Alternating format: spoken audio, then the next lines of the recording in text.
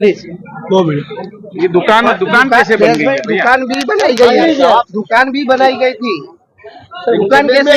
आपका नाम क्या है आपका? सुनील भाई, ये जो मीडिया पूछ रही है 3 दिन से आप भाग रहे हो, क्यों मैं भाग रहा हूँ, इधर ही खड़ा हूँ। जवाब दीजिए ना। लेकिन क्या भाई सवाल पूछ क्यों जवाब नहीं दे रहे? भाई पत्र का शेड बनाया था सर, मुझे मालूम नहीं। मैं अभी आपकी घटना घटी उसके लिए जिम्मेदार कौन है? गैर कायदेसर दुकान है वो, उसके बारे में क्यों नहीं बताते हो?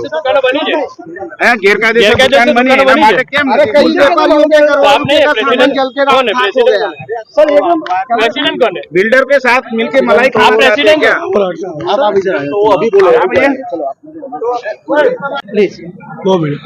ये दुकान कैसे बन गई? दुकान भी बनाई गई है, दुकान भी बनाई गई थी।